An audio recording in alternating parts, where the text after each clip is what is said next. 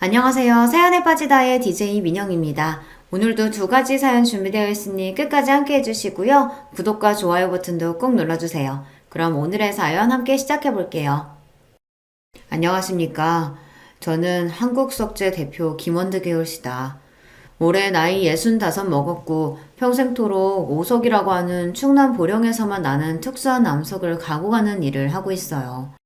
오석은 천년이 지나도 변하지 않는 돌로 유명해서 왕릉과 대통령의 비석으로 사용되어 온 희귀하고도 귀한 것입니다. 그 돌이 현재에는 내가 나고 자란 고장 마을 입구에서 유적지 현판에서 소중한 가족의 비석에 사용되어 흔히 볼 수 있죠. 지금은 저가의 중국산에 밀려 경쟁력을 많이 잃었지만 겉면에 흐르는 윤기, 색감부터 성분까지 세계 으뜸 가는 돌, 한국 오성의 명맥을 이어가고 있는 일을 하고 있다는 자부심을 갖고 있죠. 그렇다고 인정받는 기술자라기엔 남들 눈에 험하고 힘든 일하고 살아온 것이 또 내 인생이었습니다. 태어난 고향은 전라도인데 어쩌다가 보령에 와서 석공일을 하다 보니 그대로 눌러 살게 되었네요. 여기서 마을 이장님 소개로 만난 아내를 만나 애들 낳고 가정도 꾸렸고요. 내 일이 육체노동 치고도 극한으로 힘든 직종이다 보니 내 아내도 참 고됐을 겁니다. 이건 빤다고 빨아지지가 않네. 돌가루며 새하얗게 붙은 게 왜 옷에 그대로 붙어서 떨어지질 않네요. 돌 자르면서 치는 게 총알보다 빠른 속도로 튀니까. 그리고 토치로 암석 표면을 맨들맨들하게 만들다 보면 돌가루가 높은 온도로 마치 폭편만치처럼 튀지. 세상에 무서워라. 그래서 모자가 이렇게 벌집 모양으로 구멍이 숭숭 나는 거구만요. 아유, 무서워라. 당신은 그런 일 괜찮아요? 우리 마누라랑 새끼들 잘 먹고 살아주면 뭐 할만요. 일하다 보면 불로 오석 파편이 튀어 가끔 피부에도 달라붙어 타들어가곤 합니다. 그 파편으로 몸이며 몸 여기저기 엄청 따갑고 아픈데 아프다 표현 안 해도 알아서 내 몸 살펴가며 약 발라주고 우리 마누라가 그리 해줬어요. 힘들기는 해도 벌이는 괜찮아서 생활비도 넉넉히 갖다 주었는데 아내는 그 돈을 아끼고 아껴 썼습니다. 그리고 아낀 돈으로 동네에서 최고 멋진 3층짜리 단독 주택도 지어서 살고 상가 건물도 사고 애들 유학까지 다 뒷바라지 했어요. 그게 어찌 돈 벌어다 준 내 공이 다겠습니까? 이마만큼 잘 살게 된 것은 이런 아내의 덕분이라고 생각하고 표현 못해도 늘 고마워했습니다. 하지만 벌만큼 버는데도 전기요금 아낀다고 시장에서 팔고 남은 야채 한 포대 자루 얻었다고 자랑하며 1시간 넘게 일일이 다듬는 아내를 보며 안쓰러움이 들었죠. 다 내 식구 잘 먹이고 잘 살게 하겠다고 그 고생하는 건데 그리 궁상 떨지 말고 쓸 데 있으면 쓰고 돈 걱정 말고 삽시다. 당신이 이렇게 고생하며 돈 버는 거 누구보다 내가 잘하는데 어떻게 허투루 돈을 쓰겠어요. 이런 고마운 아내는 아들, 딸 하나씩 낳아 건강하게 잘 키워줬습니다. 애들한테 대놓고 표현하지는 않았지만 나같이 돌가루 먹는 힘든 일은 안 했으면 했는데 다행히 아들은 공부를 썩 잘하더니 대학원까지 가서 박사님이 되었습니다. 그리고 유명한 대기업에 들어가서 연구원으로 들어갔어요. 우리 딸은 스페인에 유학을 갔는데 거기 사람을 만나 국제 결혼해서 아예 눌러 살고 있습니다. 딸이 너무 그립지만 그래도 편지도 보내고 연락은 종종 해와요. 거기서 사위도 돈 잘 벌고 좋은 집에 살면서 손주도 하나 낳고 잘 살고 있는 것 같으니 이만하면 되었죠. 이렇게 말하면 뭐 부러울 것 없는 인생인가 보다 하시겠지만 이제부터 좀 들어주세요. 돈 아낀다고 고생해서 그런가 착한 내 아내는 약 10년 전 병을 얻었습니다. 내가 하는 일을 놓을 수가 없어서 아내가 아픈데도 바로 옆에서 병간호도 제대로 못 해줬어요. 대학생이던 딸과 간병인이 낮에 교대로 보고 나는 일 마치고 저녁에 아픈 아내를 보러 갔습니다. 그러면 아내는 내가 귀찮다고 얼굴 봤으니 집에 가라고 자꾸만 보내려고 하는 겁니다. 바쁜데 뭘 맨날 와서 봐요. 나 멀쩡한 얼굴 봤으니까 빨랑 집 가서 저녁이나 챙겨 먹어요. 경옥 아줌마한테 부탁한 반찬이랑 국 있으니까 국은 꼭 데워서 먹고요. 그려. 내가 알아서 잘 먹을게.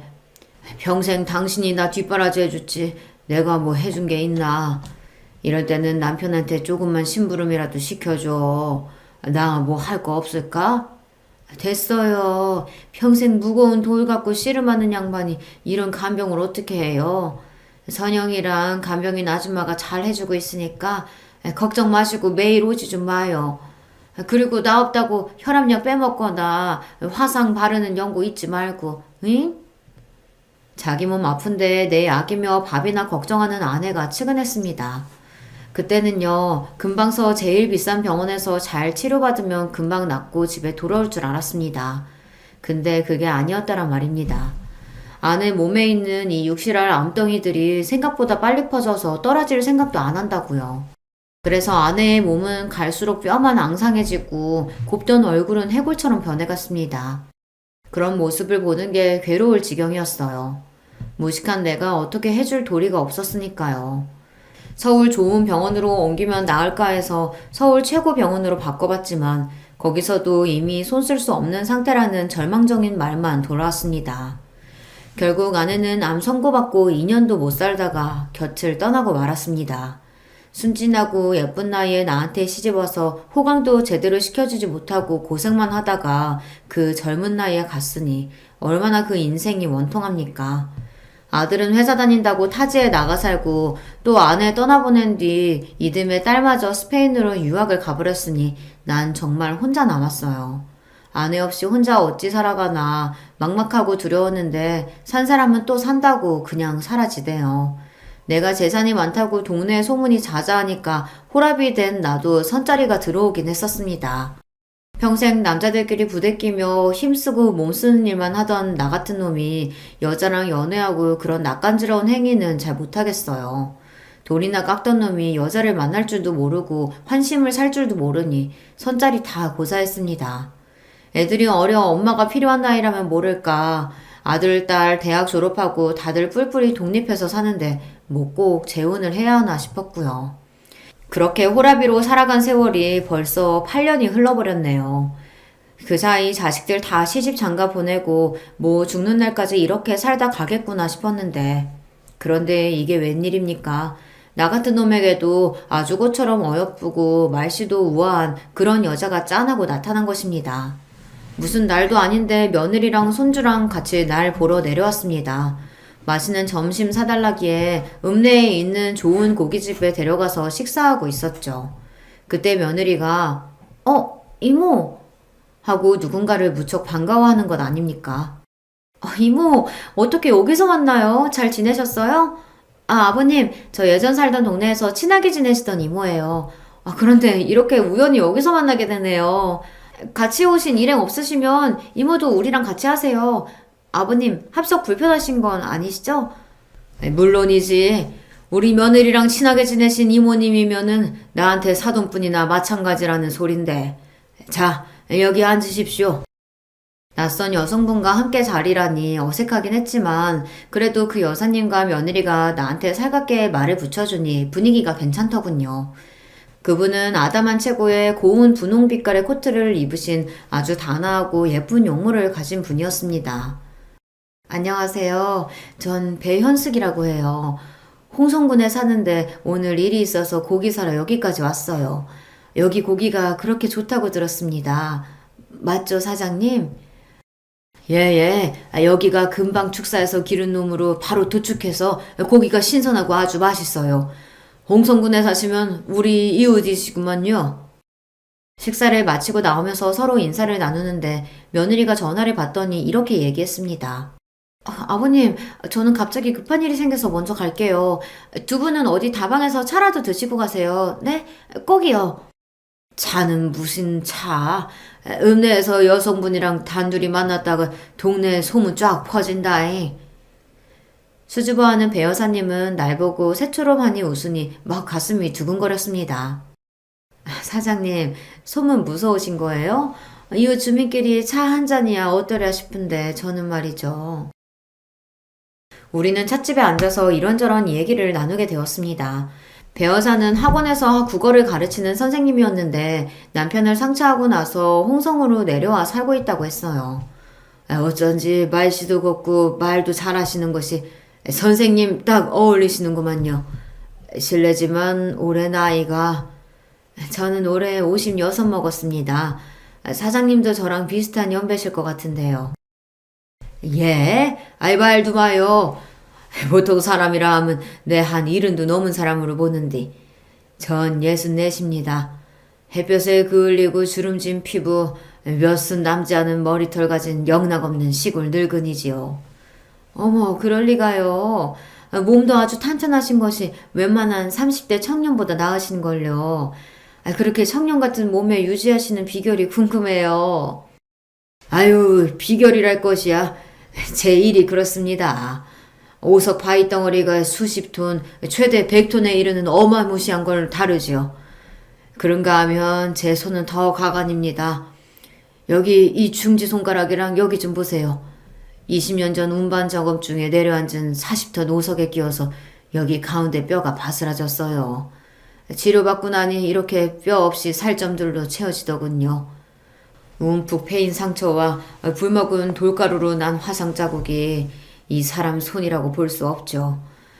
이런 손이다 보니 내 그래서 여간에서는 악수도 잘 안 해요. 그런데 배어사가 그런 제 오른손을 가져다가 아이처럼 여기저기 보면서 아이 참 아프셨겠다라며 제 손을 살살 만지는 겁니다. 뜻밖의 상황에 심장이 쿵 내려앉은 듯이 놀라 얼어붙었어요. 그런 내 모습을 보던 배어사는 사장님 귀여우시다 라며 배를 잡고 웃었습니다. 그날부터 일을 할 때에도 밥을 먹을 때에도 배어사가 생각났어요.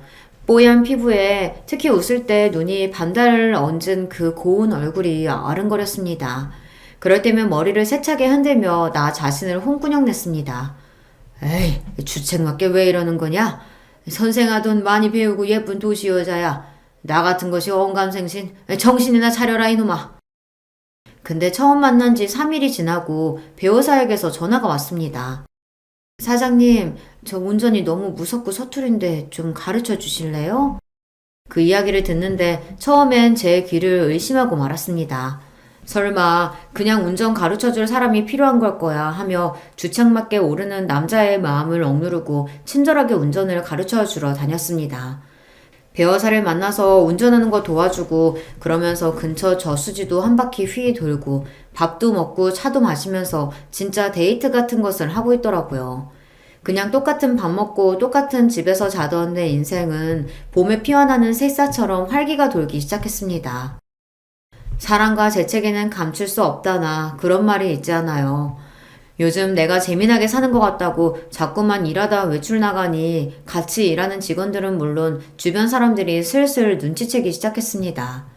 좋은 오석 자르고 남은 것들을 건축용 자재 만들 요량으로 정과 망치 들고 앉아 모서리를 툭툭 깎아내고 있는데 문득 그런 생각이 듭니다. 아, 이렇게 신나는 인생이 또 있던가. 나도 이제 남은 세월 배어사와 함께하고 싶다. 그때 저쪽 작업장에 있던 석공들이 들뜬 목소리로 날 불렀습니다. 사장님, 손님 오셨슈. 빨리 와요. 일어나서 옷에 묻은 돌먼지를 털고 있는데 제 눈에 들어온 것은 이 작업장에 어울리지 않는 고운 모습을 한 여인, 바로 배여사가 와 있던 거죠. 허둥지둥 급하게 배여사에게 달려갔습니다. 아니, 배여사님이 여기 누추한 데까지 어쩐 일이셔요? 한참 더우신데 수박 좀 드시라고 새참 좀 싸왔어요.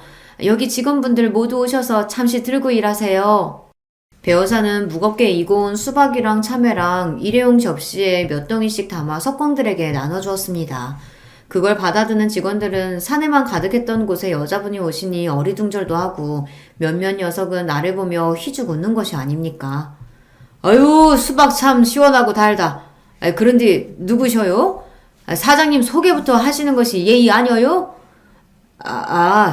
여기 우리 며느리랑 친한 이모분이셔. 옆에 홍성에 사시는. 배 여사님, 이리로 오십시오. 겸연쩍게 웃으며 직원들에게 소개하고 후다닥 배 여사를 데리고 사무실로 모시고 갔습니다. 여기가 시원해요. 작업장은 뜨거운 토치에 기계들이 위험하고 또 덥습니다. 어쩐 일로 저 일하는 곳까지 연락도 없이 왔어요? 사장님이 일하시는 곳이 궁금해서요. 그런데 사장님은 제가 와서 싫으신가 보다. 나는 토끼 눈이 돼서 두 손을 내밀고 세차게 적었습니다. 아유, 그럴 리가요. 아니요. 너무 뜻밖이라 놀라서 그렇지. 참 좋고 고마운 마음이에요. 배 여사는 싸운 과일과 냉커피를 하나하나 나 먹으라고 내밀어주며 살뜰히 챙겨주었습니다. 이런 보살핌, 그것도 싸싸한 여자의 손길이 얼마만인지 내심 울컥했죠. 그리고 이어지는 배 여사의 말에 내 온 마음은 껌뻑 넘어갔습니다. 사장님 매번 오성 얘기하시잖아요. 오석을 제일 사랑하고 그 일에도 자부심 많으신 분인데 그런 분이 어떤 곳에서 어떻게 일하시는지 너무 궁금했죠. 이제 와서 보니 사장님은 제 생각보다 훨씬 더 존경스러운 분이세요. 배여사만큼 대학 졸업한 교사인 양반이 나처럼 천한 일 하는 사람을 추켜 세워주니 몸둘 바 몰랐습니다. 그런 만큼 내 일을 인정해주는 것 같아서 눈물이 핑 도는 기분이었죠. 또 감동하셔서 막 울려고 하신다. 이러니 내가 사장님 막 아이 갖고 챙겨주고 싶고 그래요. 이제 나는 주변에 배 여사를 내 사람으로 소개하고 동네에 대놓고 연애하며 지냈습니다. 아니, 연애를 넘어서 자식들만 인정해준다면 같이 살림 차리고 싶었죠. 둘 다 상처한 지 오래겠다. 자식들도 다 키워놨겠다. 거릴 것도 없다고 생각했어요. 그런데 그게 아니더란 말입니다. 앞으로 나와 같이 새 인생 꾸려갈 좋은 분 만났다. 조만간 조촐하게 혼인식 열었으면 하는데. 벼르고 벼르다가 아들 며느리가 집에 찾아온 김에 내 결심을 밝혔습니다. 그런데 뜻밖의 며느리는 두 손 들고 환영했어요. 어머, 축하드려요, 아버님. 그럼요. 아버님 인생이신데 재미나게 사셔야죠. 그렇지만 아들은 똥 씹은 표정으로 나를 노려보듯 이렇게 대꾸했습니다. 지금 연세에 무슨 재혼이세요? 아버지 예전 버릇 아직 못 고치셨네요. 그 무슨 소리야? 버릇이라니. 내가 바람이라도 폈단 말이요? 옛날에 엄마랑 부부싸움 하시면 꼭 튀어나오는 어떤 여자분 이름 있었잖아요. 그 얼마 만에 들어보는 이름인지. 정임이 황정임. 예전 시절 어쩌다가 아내랑 싸우면 아내는 꼭 내가 첫사랑을 못 잊어 산다며 원망했습니다. 정말 아닌데 쓰잘데없는 소리라고 외치고 집 밖으로 나와버린 적이 한두 번이 아니었죠. 그런데 그 광경을 목격한 아들마저 지금까지 오해하고 있던 모양입니다. 자식이라고 모를 줄 아셨어요? 정임이라는 여자 때문에 엄마 가슴에 대못 박으셨잖아요. 이제 엄마 돌아가셨으니 상관없다 이 말씀인가요? 아이고 억울해 죽겠네. 나는 정임이랑 아무 짓도 안 했어. 아니 애초에 그럴 건덕지도 없는 사이여. 너희 엄마가 오해한 걸 가지고 왜 너까지 이러냐? 정혜미는 내 어릴 적 석공예를 배우겠다고 황 선생님 밑으로 들어갔을 때 만난 처자입니다. 태어나기를 전라도 어촌지방 입에 풀칠하기 어려운 집이었어요. 그 당시 기술공 하고 싶어도 어디 가르쳐주던 데가 있긴 하나요. 배운 것 없는 놈이 석공이 되어보겠다고 고향 떠나 스승님 댁에 3년을 살았습니다. 그저 기술자다 하면은 그분 하라시는 대로 뭐든 해야 했죠. 처음에는 직공살이도 아니고 머슴살이었어요. 그래도 내가 어디 갈 데가 있기라나 언젠가는 가르쳐 주시겠지 하며 기다렸습니다. 군말 없이 시키는 일 하며 사니 작업할 때 불러서 허드렛 일, 석공일 작은 일부터 시켰어요. 그 당시 이런 수업은 정말 인품 좋은 스승님 만나지 않고서야 그 기술을 온전히 받아내기란 언감생심이었죠. 인색한 황 선생님 어깨너머로 석공 기술이나 돌아가는 과정들을 스스로 터득해야 했어요. 한편 정희미는 그 황 선생님 슬하의 외동딸이었습니다. 아버지랑 고등학교 다니는 딸, 둘만 마을에서 떨어진 외딴 집에서 사는지 그 사연이 궁금했지만 끝내 그 가족사는 모르네요. 긴 생머리를 따은 머리, 까만 교복에 새하얀 양말과 검정 구두를 신고 등굣길에 나서는 정희미를 보면 마음이 참 설렜었죠. 하지만 제 처지에 그 마음을 어떻게 내비칠 수 있었겠습니까? 같은 지붕 아래 살며 정희미는 처음에는 집 머슴으로 다음에는 동네 오라비쯤으로 날 대했었는데 어느새 나와 같은 마음을 품고 있었습니다. 어느 날인가부터 정희미는 가방에서 뭘 꺼내서 나한테 내미는 겁니다. 하루는 삶은 감자, 하루는 주먹밥을 주며 나 버스 정류장까지 데려다줘. 내가 정희미 부탁을 어떻게 거절할 수 있겠어요. 정희미가 학교 오갈 때마다 우린 같이 걸어갔습니다. 행복한 시간도 잠시 글에 다니다 보니 스승님 눈에 영락없이 데이트하는 사람처럼 보였나 봐요. 니깎게 감히 누구 여식한테 다른 맘을 품냐? 스승님의 부르령과 더불어 작업장 쇠파이프로 흠씬 두들겨 맞고 광에 갇혔습니다. 가둬놓고 밥도 물도 안 주고 있으려니 날 진짜 굶겨 죽이려나 보다 하고 무서웠어요.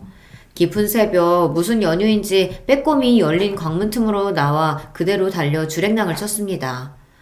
많은 세월이 지나고 거기 그곳에서 정희미와 스승님은 잘 사시는가 한 번씩 궁금했지만 그렇다고 그 여인을 만났다거나 부정한 일을 생각한 적은 없습니다. 그런데 저승간 아내는 물론이고 아들까지 저리 오해하니 답답하죠. 하지만 배 여사의 경우는 다릅니다. 홀로 이만큼 살아왔으면 이제 내가 좋아하는 여자 만나도 되지 않겠나 싶어요. 아들의 반대가 있었지만 난 배 여사와 계속 만나왔습니다. 그 착하고 아름다운 여인을 점점 깊이 사랑하게 되었어요. 그러고 보니 늘 배 여사에게 받기만 해봤지 내가 제대로 된 선물 하나 못 해줬네. 뭐 갖고 싶은 거 있는가? 수줍은 듯 배시시 웃는 배 여사는 생각해볼게요 말만 하고 뭐 요구하지도 않아요. 사람 애간장 녹일 만큼 말은 또 어찌나 예쁘게 하고 늘 나를 챙겨주는 그 마음이 고마워서 무슨 선물이 없을까 고민하다가 며느리에게 물어봤습니다. 며느리는 여자들 목이나 귀에 하는 진주 세트나 금부치가 좋을 것 같다고 해서 서울 종로까지 가서 배어사 선물을 샀지요. 오랜만에 서울 온 김에 손주 녀석이나 보러 갈까 해서 아들 사는 집 앞 슈퍼에서 뭐 사들고 갈 걸 고르고 있었어요. 그런데 익숙한 목소리가 들려왔습니다. 이모, 이제 우리의 계획이 결실을 맺어간다. 시부가 청혼할 기세인가 봐. 글쎄 나한테 여자한테 뭐 좋은 선물 없겠냐고 물어보시더라고. 원래 잘하던 거니까 실수 없게 잘할 수 있지? 그 노인의 재산 다 뜯어낼 때까지는 정체 잘 숨기고 더 구워 삶으란 말이야. 알겠죠? 이건 분명 나를 놓고 배여사와 며느리 둘이서 꾸민 더러운 가짜 연극판이었던 것입니다. 소름 돋는 사실을 알고 나서 몇 날 며칠 괴로움에 몸부림쳤는가 모르겠어요. 그리고 난 아주 어둡고 무시무시한 계획을 세우고 실행하기 위해 나섰습니다. 외로운 호라비 마음 이용해서 재산 뜯어내려고 드는 저 꽃뱀년들을 내가 박살내버리고 말 거다. 휘잉 바람이 세차게 부는 이곳은 오석 채석장입니다. 머리가 깨질 것 같네. 근데 여긴 어디야? 이렇게 춥고 바람이 부는데 내가 누워있던 걸까? 어머, 여기 10m는 좁게 되나봐. 무서워. 아유, 기집애야, 조용히 좀 해. 잠을 잘 수가 어머, 이게 뭐래? 여기 어디야? 윤희야, 우리 왜 이런 곳에 있는 거니? 두 여자는 뜻밖의 상황에 어찌할 바를 모르고 무섭다고 아우성이었습니다. 네, 저는 그 사기꾼들을 굴착기 버킷에 태우고 상공 5m 위에 그들을 떠 올려놓고 있었던 것입니다. 숙녀분들, 거기서 그렇게 흥분하고 있다가는 굴착기 밖으로 떨어집니다. 그럼 5m 아래로 떨어질 텐데 어디 하나 부러지지 않겠어요? 나는 굴착기 조정석에서 그들을 향해 이렇게 소리쳤어요. 아버님이 우리 여기 둔 거예요? 도대체 왜요? 빨리 내려주세요. 좋은 말 할 때 내려주시라고요. 그 이해를 정녕 몰라서 묻냐? 사기꾼 너희들이 더 잘할 것이 아니냐? 내 당신들 비석만큼은 A급 5석 제일 좋은 놈으로 해줄 테니까 죗값 받고 가시게들. 난 레버를 당겨 그들이 타고 있는 버킷 각도를 변경했습니다. 버킷에서 떨어질 듯한 두려움을 느낀 그들은 버킷 안쪽으로 다급히 숨었습니다. 잘못했어요. 내가 잘못했으니까 노여움 풀어주세요. 사장님 이렇게까지 하실 분 아니잖아요. 배여사는 눈물을 흘리며 두 손 모아 싹싹 빌며 나에게 용서를 구했습니다. 하지만 며느리는 핏발 가득 선 눈으로 날 매섭게 노려보며 소리쳤어요. 아버님 손주요. 아버님이 이러시는 걸 지연이가 알면 어떻게 될까요? 아버님 성격에 그 죄책감 안고는 못 사세요. 안 그래요? 그 말을 들으니 아들, 손주 얼굴이 그려졌습니다. 내가 이성을 잃고 지금 무슨 짓을 하고 있는 건지 정신이 퍼뜩 들었습니다. 마음 같아서는 이들을 채석장에서 아예 어떻게 해버리고 싶었지만 끝까지 갈 용기가 없다는 걸 깨닫고 말았지요. 결국 굴착기 버킷을 땅에 내려서 그들을 보내주기로 했습니다. 발이 지면에 닿자마자 그 두 여인은 혼비백산해서 도망쳐버렸고요. 그들을 바라보며 나는 굴착기 조정석을 떠나지 못하고 들고 있던 막걸리를 마셨습니다. 밤하늘에 수놓아진 별에 대고 사는 것이 왜 이렇게 쓰고 아픕니까? 더 살면 얼마나 더 험한 꼴을 당할라나요? 이렇게 엄마 생각하며 울었어요. 경찰한테 끌려갈 각오로 집에 돌아와 기다렸지만 여러 날이 지나도록 조용했습니다. 며느리랑 배 여사가 내가 벌인 짓을 경찰에 신고라도 할 줄 알았는데 다른 가족들도 모두 채석장에서의 일을 모르는 눈치더군요. 저들이 해온 일이 발각당할까 봐서 다른 사람에게 말 못하고 감췄구만. 나도 이 일을 덮고 넘어가려고 했어요. 처음에는 말입니다. 그저 하던 석공일이나 하면서 밤에는 괴로운 심정 잊고 싶어서 술만 마셔대고 그렇게 살았어요. 그러던 어느 날 우리 석재 작업장에 배 여사가 나타났습니다. 싸들고 온 김밥이랑 어묵탕을 직원들에게 나눠주고 삼삼오오 모여 새참하며 재미나게 이야기를 하고 있더군요. 아무렇지 않은 듯 날 찾아온 그 여자가 기막히고 분했습니다. 저기, 나 좀 봅시다. 작업장 후미진 곳에 데려가서 배 여사에게 따져 물었습니다. 날 바보 등신 같은 놈으로 아슈? 당신이 어떤 여편네인지 다 까발려진 마당에 왜 날 찾아온 거요? 얼마나 배신감 느끼셨을지 나도 알아요. 그날은 너무 무시무시하고 떨려서 당신께 사과도 제대로 못했어요. 진심으로 미안하게 생각합니다. 여자 혼자 딸 키우면서 산다는 게 이렇게 남들 등쳐먹는 팔자라 이 모양 이 꼴이 되었지만요. 나 같은 년도 사장님이 진심으로 날 위해준 마음도 힘들게 일하며 사는 걸 아니까 죄책감과 미안함이 남네요. 빗발선 눈으로 째려보는 내 얼굴도 똑바로 못 쳐다보고 배 여사는 고개를 숙이고 있었어요. 그 여인의 속눈썹이 파르르 떨리는 것이 보였습니다. 그리고요, 우리가 아무리 밉더라도 나한테만 하풀이에요. 지연 엄마는 며느리는 그냥 두시죠. 싫다면 난 아직 어떤 결정도 내리지 않았거든. 지금 내가 가만히 있는 이유는 우리 아들하고 손주가 겪을 충격 때문에 어떻게 할지 고심하느라 결심이 안 섰기 때문이라고. 사장님은 복수 같은 더러운 칼 쥘 사람 아니라는 거 내가 압니다. 그리고 제발 부탁인데 아들에게는 이 일 비밀로 해주세요. 며느리 그 애만큼은 그냥 지금처럼 그렇게 살게 두십시오.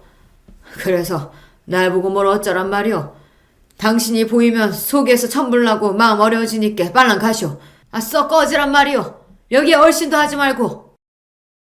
사과하러 온 배 여사에게 난 있는 대로 역정을 내고 일하러 돌아갔습니다. 그 여자 얼굴 보니 화가 나서 그런가 그날따라 작업이 순탄하지 않았어요. 오석은 그 어떤 암석보다 단단해서 1톤짜리 초대형 다이아몬드 톱날로 절삭해야 하는데 톱날이 무뎌진 것을 발견했습니다. 보통 그 무거운 것을 지게차를 이용해서 교체 작업을 하는데 기우뚱하던 바퀴가 통째로 나를 덮치고 말았습니다. 그 아찔한 사고 끝에 내 몸은 구급차에 실려 병원에 가고 말았죠. 병원 의사말로 천만다행으로 큰 절단은 없었지만 골절과 내장기관 손상 등을 더 검사해봐야 한다고 해서 입원했습니다. 한국석재 직원 연락을 받고 아들 가족은 불이 나게 내가 입원한 병원으로 달려왔어요. 요즘 참 착잡한 일이 많았는데 아들을 보니 안심이 되고 마음이 좋았습니다. 아버지고 사나이가 그런 티를 낼 수가 있간데요. 괜히 퉁명스레 별일 아닌디 바쁜 회사 두고 여기까지 왔냐? 별일이 아니긴요. 아버지 지금 상태 좀 보시라고요. 혼자 계시는 분이 간병은 또 어떻게 해야 될지. 간병인 내가 알아볼게요. 그리고 내가 병원에 자주 와보고요. 채석장 사건 이후 처음 만난 며느리는 나를 대하기 불편해했고 나 역시 같았지만 우리 둘 다 짐짓 모르는 척 평소처럼 굴었습니다. 그때였습니다. 내가 사장님 간병할 겁니다. 병실문을 열고 배 여사가 나타난 것입니다. 헐떡대는 숨을 진정하고 소목으로 눈물을 훔치고서 말이죠. 여기를 어떻게... 이모가 왜 온 거예요? 거기 있는 그 누구보다 며느리가 놀라고 당황하며 배 여사를 바라보니 아들이 의아했습니다. 이모라고? 당신한테 이런 이모님이 있는 줄은 처음 알았는데. 처음 뵙겠습니다. 윤희 남편 되는 사람입니다. 배우사를 처음 봤다던 아들은 인사를 했고 배우사는 아들을 흐뭇하게 바라보며 맞인사를 했습니다. 자식들 보내놓고 나니 우습게도 배우사와 나만 병실에 남았습니다. 꼴도 보기 싫으니 나가라고 역정을 내보았지만 배우사는 요지부동이었어요. 내가 뭐라고 하건 간에 내 옆에서 정말 마누라처럼 간병하기 시작했어요. 우습게도 지금 내가 가장 원망스러운 사람에게 기대어 입원 치료하는 생활을 하고 만 거죠. 내 병실에 자주 드나드는 것은 배우사뿐이 아니었습니다. 며느리도 반찬 가져온다, 갈아입으로 챙겨온다며 그 먼 서울에서 일주일에 2번씩을 왔어요. 뻔뻔하게 자기 할 일 하는 배우사와 달리 며느리는 와서 계속 내 눈치고 겉으로는 웃으며 아양 떠는 모습입니다. 그리고 배우사 눈치도 보며 불편해하고 있는 것이 좀 이상하더군요. 어쩐지 며느리는 내 걱정 때문이 아니라 감시하러 자꾸 오는 게 아닌가 하는 의심마저 들었습니다. 이미 그 빤한 속을 겪어봤으니 그럴까요? 얼핏 잠이 들었다가 깼는데 두 여자가 소곤거리는 소리를 들었습니다. 오지 말래도 왜 자꾸 이러는 건데요? 이미 우리 계획은 물거품 됐고 이러신다고 저 노인네 마음이 돌아설 것 같아요? 그런 거랑 상관없어. 그저 저 사람 아프다고 저렇게 누워있는 꼴이 보기 싫어서야. 나한테 지극정성 잘해준 사람한테 병간호 정도도 못해주니? 너나 기름도적 해먹은 개눈같이 불안 터느라 자주 오지 좀 마라. 나한테 계획이 발각된 뒤로는 저 둘의 사이도 껄끄러워진 모양입니다. 며느리가 가고 나서 간곡하게 배우사에게 불편하니 이만 가달라고 말했어요. 하지만 그 여인은 끝까지 내 옆에서 있겠다 했습니다. 사장님 멀쩡하게 걸어나가는 모습 보고 그때 눈앞에서 사라져 줄게요. 솔직히 까놓고 저 지금 돈 없어요. 물 사고 쌀 살 돈도요. 사장님은 외롭고 몸은 다쳤어도 돈 많으시잖아요. 그냥 간병인 쓴다고 생각하시고 나한테 월급 200만 원만 주고 편하게 부리세요. 솔직하고 당당하게 말하는 모습을 보니 배신당하고 나서 처음으로 그 진심이 전해졌습니다. 이렇듯 배여사는 내가 자기 조카가 싫다고 해도 뻔뻔하게 내 곁을 지키고 있습니다.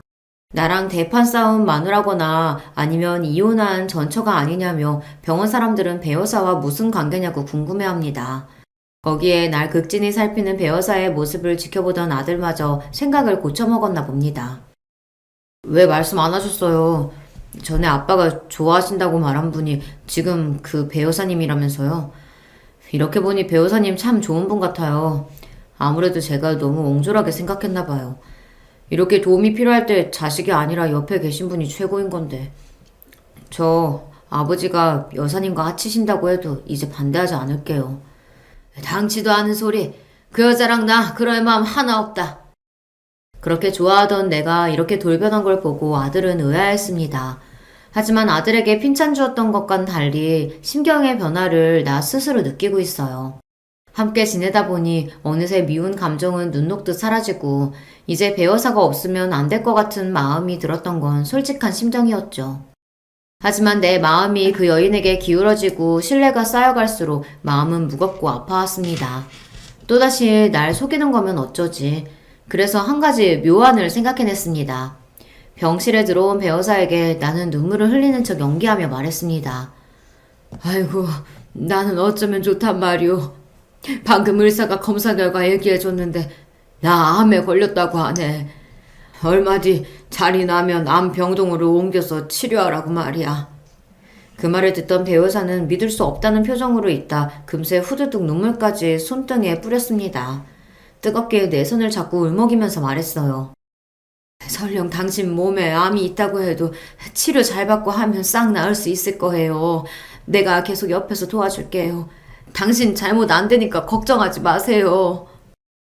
날 위에 눈물까지 펑펑 쏟으며 오는 모습을 보니 내 마음이 다 찡했습니다. 몇 달 못 살고 가는 몸이 되었으면 날 내버려줄 거라고 예상했는데 오히려 전보다 더 그 여인은 나를 정성스레 간병해주고 있었어요. 암 환자에게 좋은 음식이 뭔가 찾아봤는데요. 이런 채식 위주로 하래요. 집에서 만들어 온 채소 스프인데 이거 먹고 암 완치한 분들이 그렇게나 많다네요. 한번 드셔보세요. 입에 안 맞아도 약이라 생각하고 꿀떡꿀떡 넘겨요.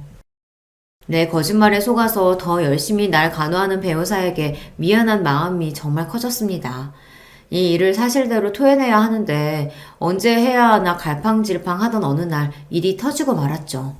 병실 문을 닫고 나를 보며 들어오는 배 여사의 표정이 심상치가 않았습니다. 몸 뒤로 막 검은 연기가 뻗어나가는 듯이 저승사자처럼 보여서 그 기에 눌려버렸어요. 배 여사는 잔뜩 가라앉은 어조로 이렇게 내뱉었습니다. 사장님이 절 된톡 속였었네요. 나 아까 들어 알게 됐어요. 간호사 데스크에 가서 언제 암 병동으로 옮기나 물어보니 사장님 암 같은 거 없다더군요. 암이라는 말은 날 못 믿어서 내가 어떻게 나오나 시험하기 위해 지어낸 말이죠. 배 여사는 얼굴이 벌개지고 몸을 부들부들 떨고 있었습니다. 내가 한 거짓말 때문에 얼마나 큰 배신감을 느낀 걸까요? 하지만 내 속마음과 달리 비꼬듯 얘기하며 그 여인에게 상처 주고 싶었습니다. 당신이 나한테 오석 같은 여자가 되어주길 바랬거든. 하지만 며느리랑 짜고 내 돈 먹을 생각에 의도적으로 접근했던 걸 알고서 이 여자는 불량 암석이구나. 간판으로도 못 쓰는 그런 돌이구나 했는데 그래놓고 이제 와서 자꾸만 잘해주니 헷갈리잖아. 또 한번 사람 상처 주지 말고 어디 한번 솔직하게 말해봐. 응? 그러면 내가 고생한 값 쳐서 한 1억 떼줄게요. 그래요. 나는 돈밖에 모르고 사는 벌레였어요. 그래도 그 많은 사장님 돈은요. 나중에 죽고 나서 아들네한테 남겨줘요. 나한테는 그저 간변 월급이나 떼먹지 말고 주시면 됩니다. 나 배어숙이 인생도 참 박복하기도 하지. 이제 좀 정착해서 착하게 살아볼라 했는데 하늘이 도와주질 않네요. 나 집에 다녀옵니다. 그럼 쉬세요. 나한테 애써 씁쓸한 웃음을 보이며 돌아서던 배 여사는 몇 걸음 가다가 우뚝 서서 뒤돌아 서 있는 채로 나지막하게 물었습니다. 한번 사고 치면 영 그 사람 못 쓰게 되는 것인가요? 날 그렇게 못 믿었어요? 이제 조금 서운하려고 하네요. 이렇게 말하고는 그대로 병실 밖으로 나갔습니다. 하지만 금방 돌아올 줄 알았던 배 여사는 그 뒤로 병실에 오지 않았어요. 배 여사의 빈자리는 아들이 고용한 간병인 아줌마로 빨리 대신해서 날 도왔지만 그게 불편하기만 했어요. 간병이라는 것이 환자의 마음을 하나하나 살피고 눈치껏 하는 것이다 보니 배 여사가 있을 때만큼 편하지 않았습니다. 3일이 지나도 모습을 드러내지 않으니 그제야 알 수 있었습니다. 배 여사는 돌아오지 않겠구나. 심장이 툭 내려앉은 듯 불안하고 속이 쓰려왔습니다. 그러고 있는데 내 옆 병실을 쓰는 형님이 물었어요. 김 사장, 그 배 여사인가 하는 분은 이제 안 오는 것이요? 아무리 물어도 입을 다무니까 내가 둘이 어떤 관계인지 잘은 몰라도 그만 용서해줘. 나이 70 넘고 80 넘고 해봐. 악연이든 그게 뭐로 이어진 인연이든 간에 지금 내 옆에 같이 얘기하고 밥 떠먹여주는 사람이 최고인 거요. 게다가 그 여자는 김 사장 많이 애끼고 좋아하는 것만 같더만. 배 여사가 그리운 마음인지 간병인으로서 살뜰히 챙겨준 솜씨가 아쉬운 건지 잘 모르겠지만 그래도 한 가지는 확실히 알 수 있었습니다. 나에게는 배 여사가 정말 꼭 필요한 사람이라는 것을요. 얼마 뒤 병원에서 퇴원하자마자 난 바로 배 여사를 만나러 가기 위해 홍성집에 가봤습니다. 그런데 배 여사 집은 텅 비어 있었고 꼭대기층에 산다는 집주인에게 물어봤어요. 여기 1층 살던 배씨성 가진 분요? 얼마 전에 이사 나갔어요. 원래 딱 1년 계약하고 아직 2달이나 남았는데도 서둘러 나가대요. 가볼 만한 곳은 샅샅이 찾아봤지만 어디서도 배 여사의 행방은 찾을 수 없었어요. 심지어 며느리조차 모르겠다고 했습니다. 며느리는 이모가 자기 전화도 받지 않는다고 투덜거렸어요. 속상하게 만든 나를 떠난 거야 그렇다 치지만 이사 나가고 자기 조카한테까지 연락 끊고 잠적할 사정이 무엇입니까? 난 이상하게 자꾸만 배 여사가 불안하고 걱정이 되었습니다. 근데 기다리던 배 여사의 전화가 왔습니다. 마지막으로 사장님 목소리 듣고 싶어서 전화해봤어요. 나 참 질척이고 구질구질하죠. 여기 저수지 보며 내 삶을 돌아보니 그럽디다. 처음부터 그런 모양새로 살려던 건 아니었는데 어쩌다 보니 감옥에도 다녀왔고 먹고 산다고 사람 이용해 먹던 걸레 같은 날 누가 좋다고 하겠어요.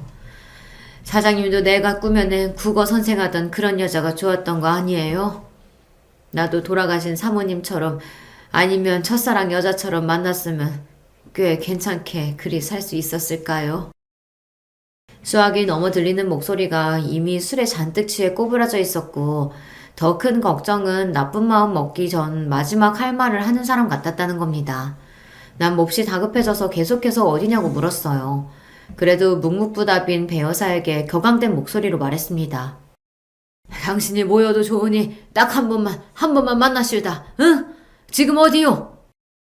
위치를 듣자마자 난 번개같이 차에 올라타 배 여사가 있다는 저수지로 몰았습니다. 저수지 주변을 찾아보다가 얇은 옷가지가 바닥에 펄럭이며 위태롭게 서 있는 배 여사를 볼 수 있었어요. 보자마자 우리는 서로 거칠게 끌어안았습니다. 그 저수지에서 눈물의 화해를 하고 또 서로의 마음을 확인하고 말았죠. 배 여사를 내 집에 데려와서 그날부터 같이 살기로 했습니다. 다 늙어서 하는 사랑이라지만 이젠 어디 눈치 볼 곳도 거칠 곳도 없으니까요. 더 이상 마음 속이지 말고 지금 느끼는 대로 믿는 대로 살고 싶었습니다. 하지만 우리의 동거 생활은 머지않아 발각되고 놀라운 사실 앞에 서고 말았죠. 얼마 뒤 집에 찾아온 며느리가 나와 배 여사가 함께 있는 집을 보고서는 기겁하며 놀랬습니다. 나와 배 여사를 번갈아 보던 며느리는 배 여사를 쏘아보며 날카롭게 말했어요. 설마 두 분 같이 살고 있는 거예요? 연락도 두절되더니 이러고 사셨어? 귀엽고 사고에 치고 말았네. 아버님 꼬셔보라고만 했지. 엄마가 그렇게 나오면 이 집안 관계가 얽히게 됐는데 진짜 콩가루 집안 만들 셈이야? 나도 어쩔 수 없었어. 그리고 이런 말 어떨진 모르지만 어쩌면 네가 이유당할 수도 있잖아. 그러면 내가 너희 시아버지와 결혼하는데 아무 문제 없지.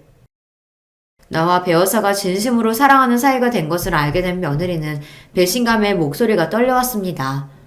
뭐? 엄마 진짜 이런 사람이야?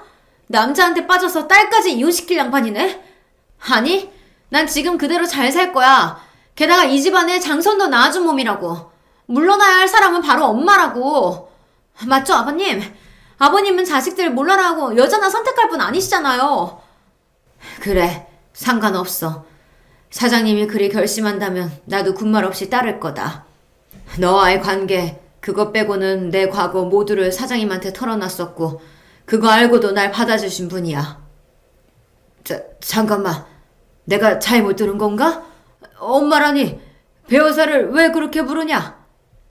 며느리가 시집올 때 만난 안사도는 분명 배 여사가 아닌 다른 분이었습니다. 도무지 믿을 수 없는 상황에 놓이니 난 머리가 뒤죽박죽했어요. 난처해하는 며느리는 결국 이야기를 털어놓고 말았습니다. 아버님, 정말 죄송한데요. 저분이 절 낳아주신 친모 맞아요. 결혼식 때 만나셨던 제 친정엄마가 사실은 이모세요. 저분이 감옥에 가면서 어린 저를 이모댁에 맡기셔서 실제로 저를 키워주신 분도 이모고요. 하지만 저한테 엄마는 그분이지 저분은 아니에요. 아무리 그렇다고 해도 그렇지 제 친모가 아버님이랑 이러는 건 말이 안 되잖아요. 그러니까 이 관계 접으세요. 네? 바로 배 여사와 며느리는 모녀 관계였다는 것을 알게 된 것입니다. 너무 큰 충격에 어지럽고 한동안 아무 말도 할 수가 없었어요. 배 여사는 훌쩍이며 미안하다며 중얼거리고 있었고요. 며느리는 아버님과 당장 헤어져라고 방방 뛰면서 배 여사와 옥신각신 싸웠습니다. 듣고 있던 여러분도 믿기지 않으시겠지만 이 모두는 사실이고요.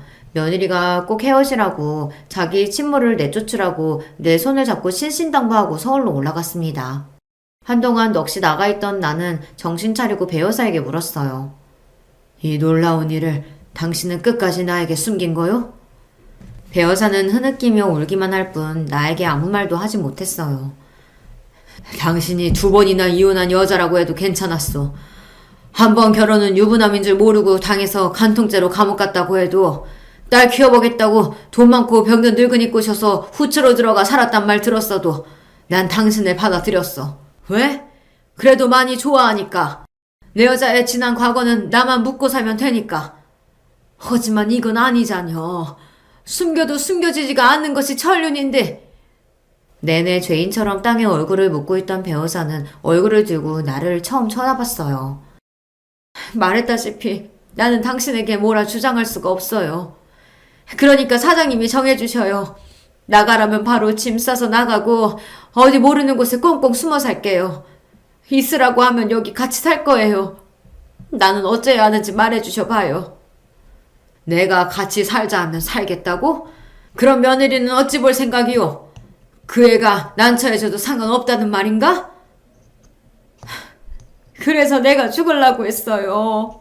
나 같은 것만 세상에서 없어지면 내 딸도 살고 당신도 이런 비밀 따위 모르고 살았을 텐데 말입니다. 그딴 소리 하지 마요. 아무리 그래도 사람이 어찌 제 목숨을 스스로 끊는단 말이오. 죽어서도 성물 못하고 구천 떠들고 싶소? 이 충격적인 사실을 알고 난 뒤에도 한동안 배어사와 한 집에 살았습니다. 이 집에서 나가면 어디 갈 곳도 없는 처지에 돈도 없는 짠한 사람이니까요. 하지만 같이 산다고 한들 이전처럼 서로를 대할 수는 없었죠. 난 하숙생처럼 집에서 잠만 자고 일하러 가서 일 끝나고도 밖에서 시간을 보내다가 밤 늦게 집에 돌아왔습니다. 이러지도 저러지도 못하는 나는 정말 등신 같은 놈이었습니다. 장대비 세차게 내리던 어느 날 배우사는 호련히 사라지고 말았어요. 결정도 내리지 못하는 나를 보며 그 여인은 얼마나 괴로웠을지 나에게 어떤 원망도 하지 않고 떠나간 그 여인에게 미안합니다. 떠나고 난 여인의 빈자리는 어찌나 크던지요. 배여사와 같이 살지도 못하고 그렇다고 이 여자를 마음에서 떠나보낼 수도 없는 그런 지경에 와 있는 것입니다. 저승에 먼저 가 있는 진욱이 엄마가 날 미친놈이라고 욕해도 어쩔 수 없지만 말이죠. 한 번씩 배여사가 어디에서 어찌 지내고 있는지 궁금했지만 끝내 연락 한 통 보내지 않았습니다. 죽지 못해 그렇게 살다가 추석을 맞이했어요. 명절인데 어쩐 일인지 며느리는 빠지고 아들과 손주만 내려왔습니다. 먼저 간 아내의 제사를 지내고 아들이랑 둘이 막걸리를 하며 얘기했어요. 요즘 집사람이랑 사이가 좀 그래요. 애도 잘 안 챙기고 밖으로만 놔두는 것 같고 부부 생활이 이렇게 힘든 거였어요. 우리 엄마 아들 기대하고 결혼한 내가 멍청한 거였나 봐요. 정확히 며느리가 무슨 잘못을 했느냐고 물었지만 시시콜콜 그런 이야기를 아버지에게 털어놓는 여성은 아니고 그저 막걸리만 들이켰습니다. 같이 마시다가 하마터면 나도 며느리가 내게 했던 짓 어쩌면 네가 아는 그런 여자가 아닐 수도 있다는 폭로를 할 뻔했어요. 며느리의 제 험을 덮어주었으면 그만큼 가정 잘 지키고 제 본분 다 해주었으면 좋겠는 마음인데 그 애가 참 원망스럽네요. 호라비로 살아왔던 내 삶은 변함이 없지만 마음은 대폭구멍이 뚫린 듯 더 휑하고 시립니다. 글을 쓰는 지금도 내가 얼마나 배우사를 그리워하고 있는지 뼈저리게 느끼고 있어요. 여기에는 다양한 인생 경험을 하신 분들이 많다고 들었습니다. 그렇다면 고민하는 저에게 한마디 건네주시겠습니까? 복잡한 사랑, 여기에서 멈추는 것이 맞을까요? 아니면 마음 가는 대로 그 여인을 잡을까요? 20대 청춘도 아니고 다 늙어서 이러고 있는 제가 민망스럽지만 이렇게 여러분께 조언을 간청해드립니다. 이제 저는 오석을 다듬으러 가봐야겠습니다. 삐뚤빼뚤한 글씨를 컴퓨터에 치고 다듬어준 성진이와 별것 없는 제 글을 봐주신 여러분에게 감사의 인사를 머리 숙여 드립니다. 그럼 안녕히 계십시오. 안녕하세요. 결혼한 지 3년 된 주부입니다. 저는 저의 인생만 억울하고 화나는 일이 가득한 줄 알았는데 이 채널에 올라오는 수많은 사연을 접하고 보니 세상에는 참 억울하고 슬픈 일 당하는 사람이 많구나 하는 생각이 들었습니다. 그래서 모두 함께 힘내자는 차원에서 저도 용기 있게 저의 이야기를 한번 해보려고 합니다. 남편과 저는 아주 질긴 인연으로 얽혀 있습니다. 저희가 처음 만난 것은 같은 과 선후배로였습니다. 신입생 오리엔테이션이 있던 날 밤 신입생 환영의 의미로 선배들이 무대에 나와서 아이돌 춤을 추는 순서가 있었는데요. 그 무대에 섰던 그 사람을 처음 본 순간을 아직도 잊지 못합니다. 무대의 화려한 조명을 받으며 멋지게 춤을 추는 그 사람의 모습에 저는 정말 첫눈에 반해버렸습니다. 잘생긴 외모에 훤칠한 키, 관객을 의식하며 한 번씩 날리는 윙크까지 저는 한순간에 그 사람에게 매료되어 버렸습니다. 이후로 복학생이었던 그 사람과 수업 하나를 같이 듣게 되었는데 공교롭게도 같은 조별과제 일원으로 편성이 되면서 급속도로 가까워졌습니다. 제가 첫눈에 그 사람에게 반했던 것처럼 그 사람도 제게 첫눈에 반했다고 하더군요. 그리고 얼마 지나지 않아 저희는 정식으로 사귀게 되었습니다. 그렇게 시작한 제 첫 연애는 순탄치 않았습니다. 처음 한두 달은 정말 구름 위를 걷는 것만 같이 행복했습니다. 하지만 그 이후로부터는 지옥이 시작되었습니다.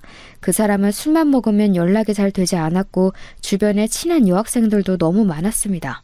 행여라도 그 친한 여학생들과 함께하는 술자리에서 연락이 되지 않는 날에는 정말 정신병에 걸릴 것만 같았습니다.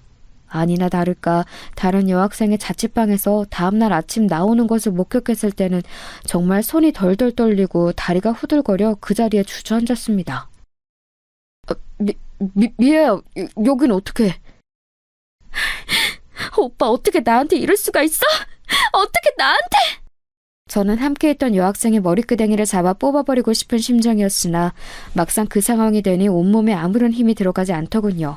그렇게 뒤도 안 돌아보고 집에 돌아와 끄끄거리며 밤새 울었습니다. 그런데 다음날 그 사람이 제 자취방에 찾아왔더군요. 미애야, 정말 미안해. 술 먹고 실수한 거야. 다시는 이런 일 없을 거야. 내가 오늘부로 진짜 술 끊는다. 됐어, 오빠. 이만 돌아가. 우린 끝났어. 미애야, 내가 진짜 잘못했어. 내가 진짜 이렇게까지 빌게. 그 사람은 갑자기 바닥에 무릎을 꿇더니 흐느껴 울기 시작했습니다. 미애야, 나 용서해줘. 진짜 다시는 안 그럴게. 처량하게 바닥에 무릎을 꿇은 채로 제게 잘못을 비는 그 사람을 보는데 저의 마음이 약해지기 시작했습니다. 사실 너무나 큰 상처를 받긴 했지만 아직까지 그 사람을 사랑하는 마음을 지울 수는 없었거든요. 그래서 저는 눈 딱 감고 한 번만 용서해주기로 했습니다. 그만 일어나. 정말 다시는 안 그럴 거지? 그럼 정말이야. 약속해. 고마워, 미애야.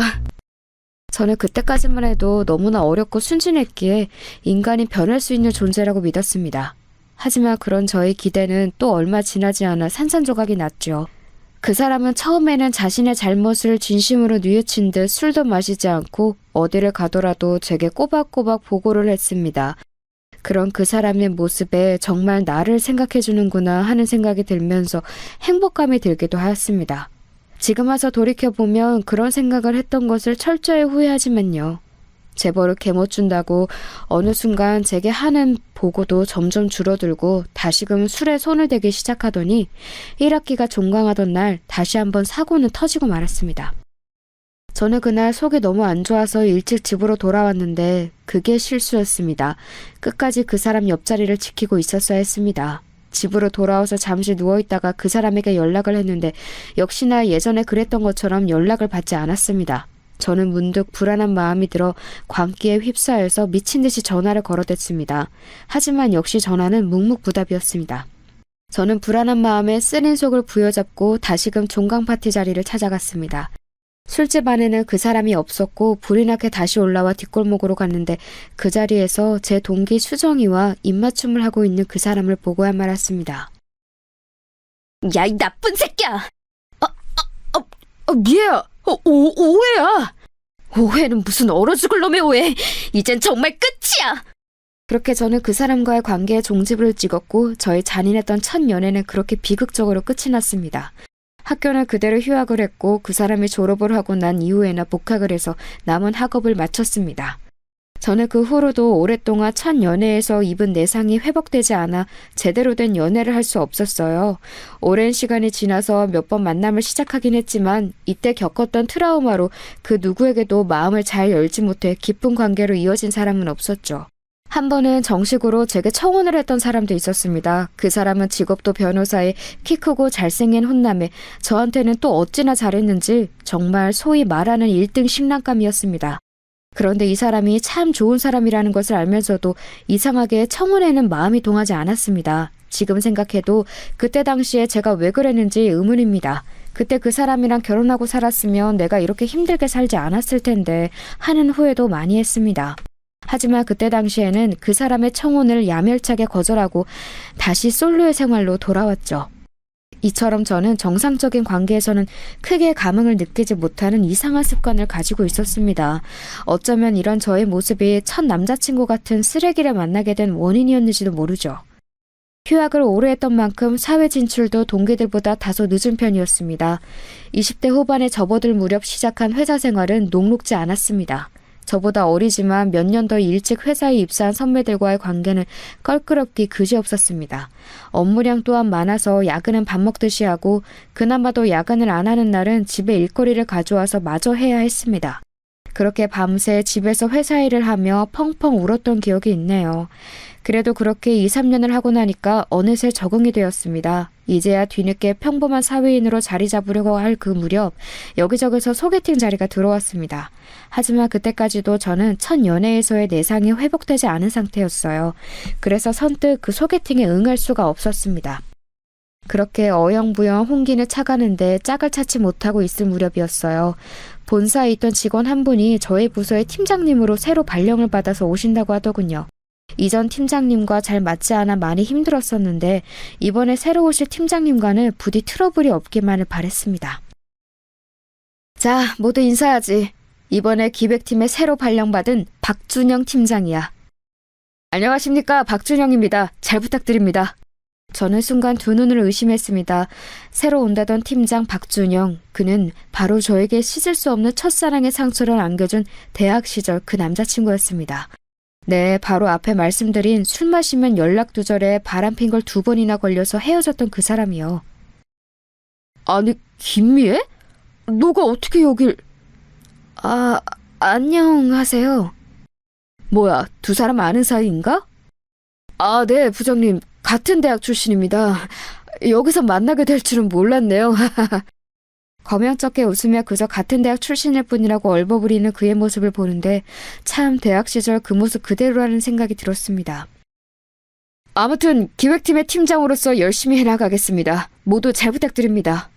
그렇게 그가 처음 발령받은 날 그 사람은 틈을 봐서 저를 따로 불러내었습니다. 잘 지냈어? 이렇게 만나게 되다니 우리 참 인연이다. 그치? 나는 그럭저럭 지냈어. 오빠랑 헤어지고 지옥같이 살았지. 그래서 막상 다시 마주치게 되면 정강이라도 걷어차줘야지 하고 있었는데 막상 이렇게 마주하니까 생각보다 아무렇지도 않네. 나도 오빠한테 받은 상처가 이제는 다 아물었나 봐. 오빠는 그때 그 버릇 그대로 아직도 자유롭게 살아? 아니 무슨 소리야 미애야. 그때는 나도 어렸잖아. 어렸을 때 실수야. 내가 진짜 다시 한번 사과한다. 아니 평생 사과할게. 그래서 말인데 너 이렇게 보자고 한 건 딴 건 아니고 우리 대학교 때 사귀었던 거 회사 사람들에게 비밀로 해줄 수 있어?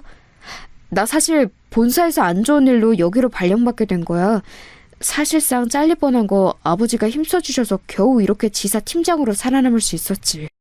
그것 때문에 안 그래도 말이 많았는데 괜히 기존에 있던 너랑 과거 관계 때문에 구설수 오를까 봐 그래. 나 위해서 그래줄 수 있지? 처음 온 날부터 따로 불러내서 무슨 얘기를 하려 그러나 들어봤는데 제가 그동안 어떻게 지냈는지 잘 살고 있는지 그런 것이 궁금하기보다 회사 내에서 자신의 안위만을 생각하는 그 사람의 모습을 보면서 역시 사람은 변하지 않는구나 하는 생각을 했습니다.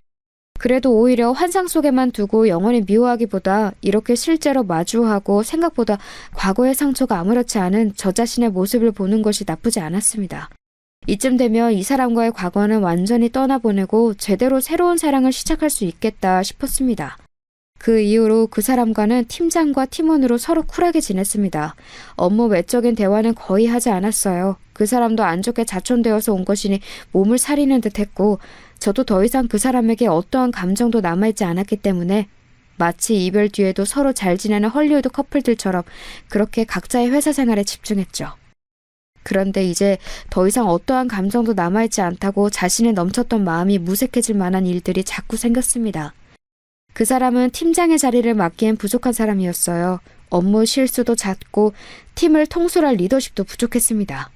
명색이 기획팀인데 업무 성과가 계속해서 저조하자 여러 번 부장님이나 어른들에게 불려가서 핀잔을 들었습니다.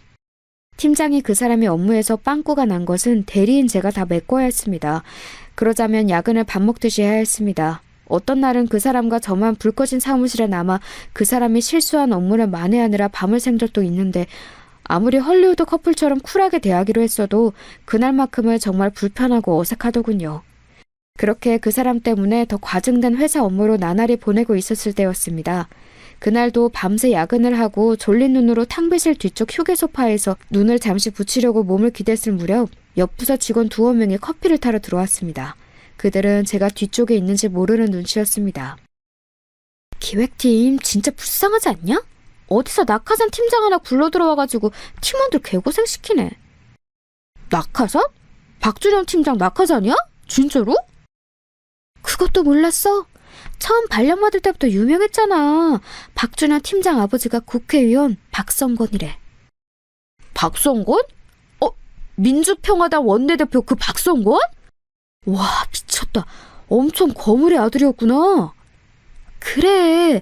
그래서 본사도 낙하산으로 들어간 건데 본사에 있을 때 초보도 안 하는 발주 실수를 해가지고 아무리 박성권 아들이어도 계속 또 안고 있을 순 없었나 봐.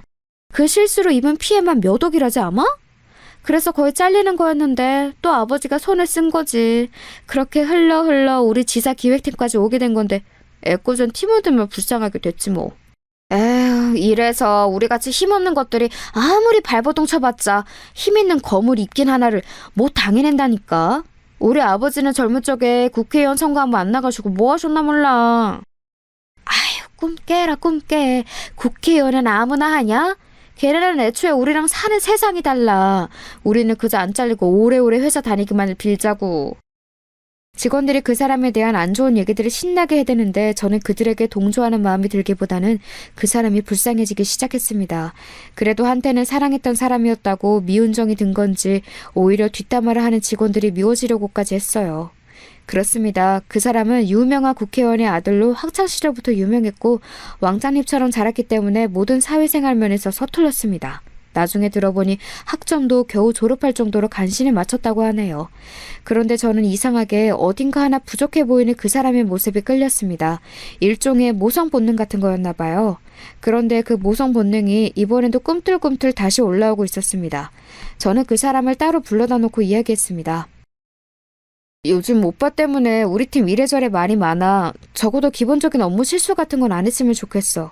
그런 실수는 팀원들 조금만 배려해도 안 할 수 있는 거잖아. 가끔 보면 오빠는 능력이 딸린다기보다 배려심이 부족한 것 같아. 미안하다 미애야. 나도 이제 지난 실수들 다 만회하고 잘해보려고 하는데 잘 안 되네. 저는 너무 빨리 수긍을 하고 의기소침해지는 그의 모습을 보니까 다시 짠해지기 시작했습니다. 아, 됐어. 이번 보고서도 그냥 내가 할 테니까 오빠는 새 프로젝트 준비나 잘해. 그거는 진짜 실수 없게 해야 된다? 알겠어, 미애야. 항상 고마워. 너 때문에 내가 안 잘리고 회사 다닌다. 됐네요. 나도 나 살자고 이러는 거거든? 그래서 말인데, 미애야, 오늘 끝나고 맥주 한잔 할래? 맥주 한잔 하자는 그의 말이 그 순간 왜 그리도 달콤하게 들렸는지 모르겠습니다. 우리 이제 그러면 안 되는 사이 아니야? 에이, 뭐 어때? 고생하는 팀원 위해서 팀장이 맥주 한잔 살 수도 있는 거지. 그래. 그럼 그렇게 해. 정말 그 제안은 받아들이지 말았어야 했습니다. 술이 한 잔, 두 잔 들어가니 예전에 그 사람과의 좋았던 추억들만 되살아났거든요. 어느새 둘이 꽤 취기가 오른 채로 대화는 계속되었습니다. 나 사실 너랑 헤어지고 반성 많이 했어. 나에게 제일 잘해주고 지고지순했던 건 미애 너뿐이었는데 어린 마음에 철이 너무 없었어. 됐네요. 이제 다 지난 일이니까 오빠도 오빠 짝 찾아서 얼른 장가 가셔. 나도 좋은 남자 하나 물어서 시집갈 거니까. 장가는 무슨. 아무리 찾아도 미애 너 같은 여자는 세상에 없는걸. 그 말을 듣는데 순간 가슴이 설레기 시작했습니다. 저는 당황해서 말을 얼버무렸습니다. 아직도 그런 올드한 방법으로 여자 꼬시냐? 정신 차려. 그러자 갑자기 그 사람은 제 손을 덥석 붙잡고 얘기했습니다. 미애야, 우리 다시 시작하자. 나 너 없이는 아무것도 못해. 회사 생활도 그렇고 내 인생도 너와 헤어지고 나서는 아무런 의미가 없어. 나를 좀 구원해줘. 저의 눈을 똑바로 쳐다보며 단호하게 말하는 그 사람의 모습을 보는데 거부감이 들기보다는 오히려 심장이 더 쿵쾅쿵쾅 뛰었습니다. 그렇게 그 사람이 갑자기 제게 입맞춤을 했고 저희는 그날 밤을 같이 보냈습니다. 지나고 보면 인생에서 가장 후회되는 일 중에 하나이지만 그때는 저 스스로도 저를 막을 수 없었습니다. 다음 날 침대에서 눈을 떴을 때 저는 스스로 머리를 쥐어뜯으며 절규했습니다. 아이씨, 내가 미쳤지? 나 몰라. 이 일을 어떻게 할 거야? 오빠가 책임져. 미안해, 미애야. 그래, 책임질게. 책임지면 되잖아. 우리 정식으로 다시 사귀자. 그 말 진심이지? 그럼 진심이지. 김미애, 이 오빠만 믿고 따라와. 그렇게 저희는 다시 정식으로 교제를 시작했습니다. 처음 연애 때 받은 상처로 불안한 마음이 한가득이었지만 그래도 제 딴에는 회사 일도 우리의 관계도 잘해보겠다고 애쓰는 모습을 보면서 좋은 면만 생각하기로 했습니다. 그렇게 몰래 시작한 사내 연애가 몇 달이 이어졌을 무렵 그때도 차려 근무를 한 다음날 탕비실에 팀원들과 커피를 타러 들어갔습니다. 그렇게 원두커피를 한 모금 들이키려는 순간 김대리님 왜 그러세요? 괜찮으세요? 괜찮아. 그냥 잠깐. 저는 순간 엄청난 불안감이 몰려오기 시작했습니다. 설마? 그 길로 불이 나게 약국으로 달려가서 임신 테스트기를 사서 회사 화장실에서 돌아와서 테스트를 했는데 앞불싸 너무나 선명한 두 줄이 제 눈에 들어왔습니다. 저는 그 길로 그 사람에게 달려가 이 사실을 알렸습니다. 뭐? 그게 진짜야? 이거 봐봐. 그 사람은 잠시 고심하는 듯 하더니 제게 조심스럽게 말했습니다.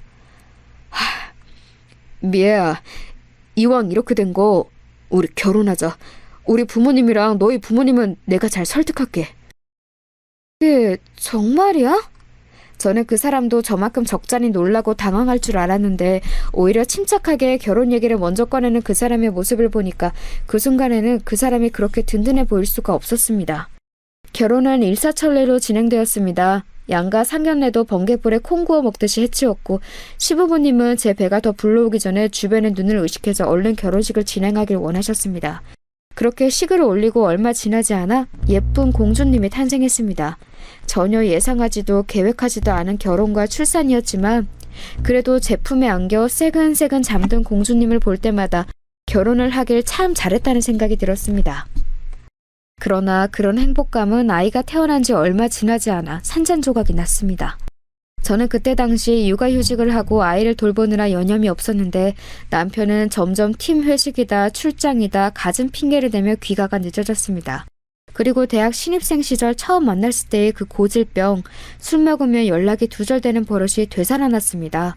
사내 연애를 할 때는 늘상 붙어 있었으니까 그 고질병이 도질 틈이 없어서 까맣게 잊고 있었는데 밤새 우는 아이를 달래며 동시에 연락이 두절된 남편을 하염없이 기다리던 밤, 그때의 기억이 떠올라서 얼마나 무서웠는지 모릅니다. 무언가 이 결혼이 잘못되었다는 느낌이 들어서 말이죠. 그런 저의 예감은 빗나가지 않았습니다. 그날도 육아에 지쳐 아이를 재우고 잠시 소파에 기대어 쉬고 있었을 때 전화 한 통이 걸려왔습니다. 여보세요? 대리님, 저 박주임이에요. 전화를 건 사람은 저와 같은 팀에서 친하게 지내던 박주임이었습니다. 어머, 박주임, 오랜만이다. 잘 지냈어? 회사는 잘 돌아가지? 네. 그런데 드릴 말씀이 있어서요. 그게 뭔데? 저기 요새 회사에서 이상한 소문이 돌아요. 박준영 팀장님이랑 경영지원팀 이미진 팀장이랑 그렇고 그런 사이라고. 저는 그 이야기를 듣는데 하늘이 노래졌습니다. 이미진 팀장은 회장님의 손녀딸로 해외 유학에서 돌아오자마자 저희 지사에 낙하산으로 입사한 사람이었습니다. 듣기로는 유학 시절에도 불려시 같은 외모로 남자들을 홀리고 다녔다고 하더군요. 아닌 게 아니라 남편이 최근에 경영지원팀이랑 협업을 할 프로젝트가 생겼다며 그걸 핑계로 자꾸 야근을 하곤 했는데 협업할 프로젝트라는 게 지들끼리의 불륜 프로젝트였나 보네요. 저는 처음에는 너무 충격을 받아서 현실을 부정했습니다. 에이, 아니겠지. 안 그래도 요새 경영지원팀이랑 협업하는 게 있다며. 그러다 보니까 뒤에서 이야기 만들어내기 좋아하는 사람들이 또 하나 가십거리 만든 거겠지. 대리님, 그 프로젝트 옛날에 끝난 지 오래예요. 그마저도 두 사람의 일은 내팽개치고 신나게 놀아나느라 흐지부지 마무리됐어요.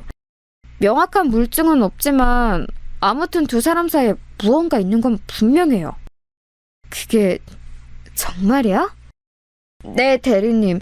저 계속 고민하다가 아무래도 대리님 위해서 꼭 말씀드려야 할 것 같아서 이렇게 전화드려요. 부디 판단 잘하시길 바랄게요. 저는 계속해서 박주임의 말을 믿을 수 없었습니다. 버젓이 저희 팀원들이 이렇게 옆에 있고 심지어 그 팀원들 중에는 박주임처럼 저랑 친한 직원들도 있는데 그런 상황에서 두 사람이 과감하게 불륜을 저지른다고요? 저는 아무리 생각해도 상식적으로 납득이 가질 않았습니다. 둘 중 하나라고 생각했어요. 이 소문이 완전한 거짓말이던가 남편이 정욕에 눈이 멀어 상식적인 상황 판단도 할 수 없는 사람이거나요. 그래서 저는 제 두 눈으로 이 사실을 확인해 보기로 했습니다. 마침 친정엄마가 동생네 일주일 정도 머무르기 위해 서울로 올라오신다고 해서 딸아이는 친정엄마에게 맡겨놓고 본격적으로 남편의 뒤를 캐기 시작했습니다. 처음 며칠은 아무것도 나오는 게 없었습니다. 회사 맞은편 건물 카페에서 하루 종일 잠복하며 동태를 살펴도 별다른 게 없었고 남편도 그 며칠은 무언가 꺼림칙했는지 일찍 귀가를 했습니다. 하지만 며칠 뒤 한 번 더 남편의 뒤를 밟은 결과 저는 너무 충격적인 장면을 마주해야 했습니다. 남편은 그날도 경영지원팀과의 협업 업무로 야근을 할 거라고 얘기하고 출근한 상태였습니다. 저는 어차피 의미 없이 낮부터 잠복을 해봤자 수확이 없을 것이라고 생각하고 그날은 퇴근 시간이 가까웠을 무렵부터 잠복을 했습니다. 날이 어둑어둑해지고 아직까지 남편이 근무하는 층에는 불이 켜져 있었습니다. 경영지원팀과는 바로 위아래층에 위치하고 있어 다 불을 켜고 아직 근무 중인 것을 알 수 있었죠. 그것을 보면서 일만이라도 남편이 진짜 야근을 하고 있구나 라고 안심을 했던 제 자신을 바보 같습니다. 얼마 지나지 않아 직원들이 하나둘 퇴근하느라 회사 건물 1층을 나서는 모습들이 보였습니다. 그렇게 한 30분쯤 지났을까요? 갑자기 기획팀 층과 경영지원팀 층의 불이 꺼지기 시작했습니다. 왜 불이 동시에 꺼지지? 그리고선 계속 지켜보는데 남편이 혼자서 건물 1층을 나서는 게 보였습니다. 분명 야근을 한다고 했는데 불을 끄고 회사를 나서는 모습이 수상해서 전화로 어디냐고 물어볼 참이었습니다.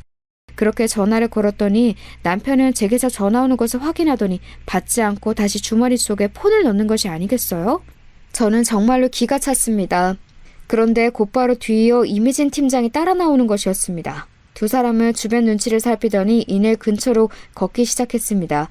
저는 재빨리 카페에서 나와 두 사람을 미행했습니다. 두 사람은 잠시 후 어느 골목으로 들어가기 시작하더니 사람이 없는 것을 확인하더니 팔짱을 끼기 시작했습니다. 저는 재빨리 폰을 꺼내 들고 그 장면을 찍었습니다. 손이 덜덜 떨려서 폰을 손에서 놓치는 줄 알았습니다.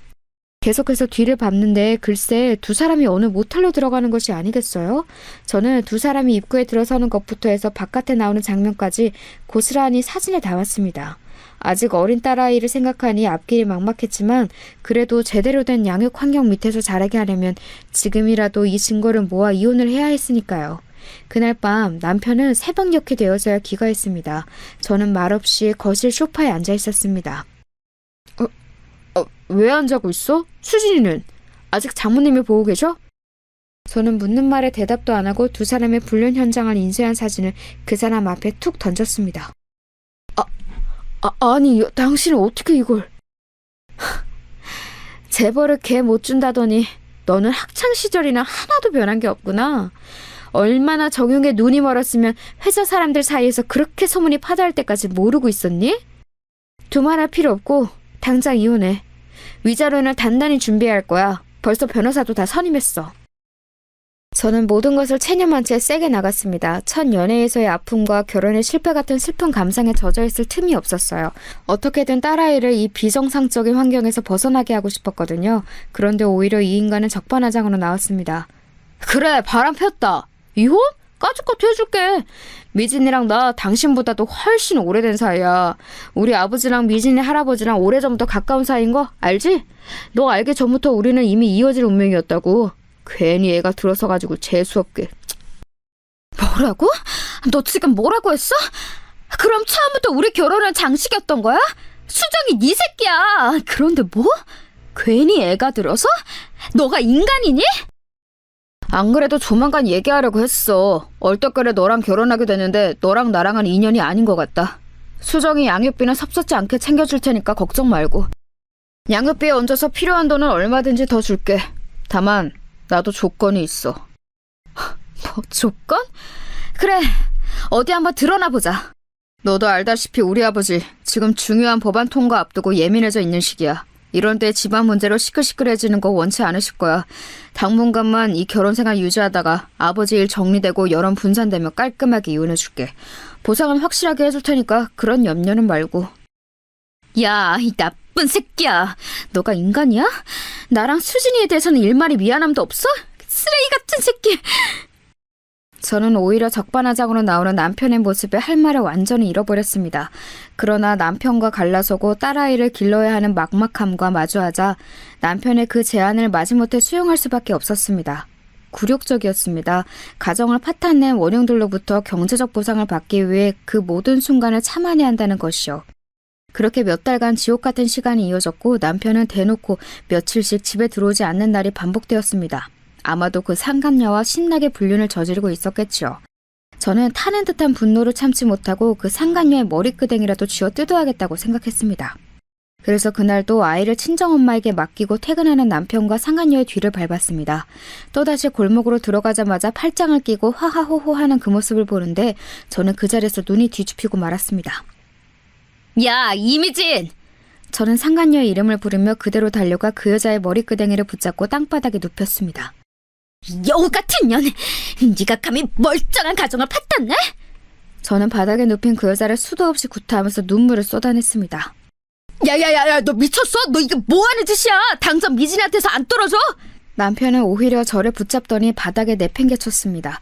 저는 고꾸라지면서 얼굴을 튀어나온 벽돌에 부딪혔습니다. 제 얼굴은 크게 부어올랐습니다. 그런데 그런 저를 남편은 아랑곳하지 않고 그 상간녀에게만 몰두했습니다. 미진아, 괜찮아? 아이고, 이게 무슨 일이야? 오빠, 이게 뭐야?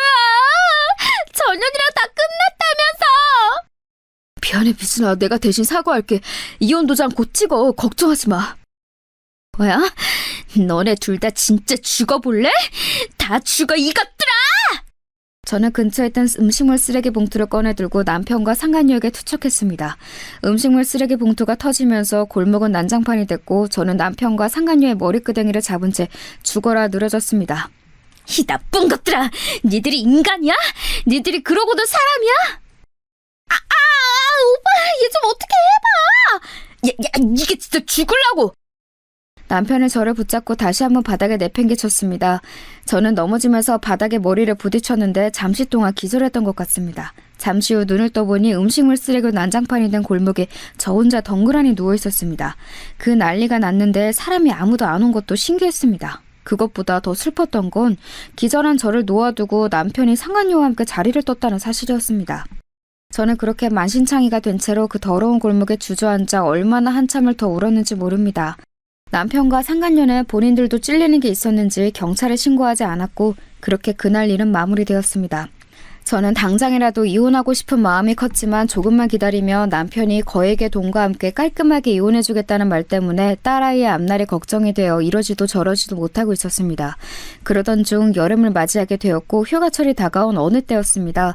아직도 걸음마를 떼지 못해 뒤뚱뒤뚱하는 딸아이를 돌보느라 여념이 없을 때쯤 며칠 만에 집에 들어온 남편은 제게 통보하듯 이야기했습니다.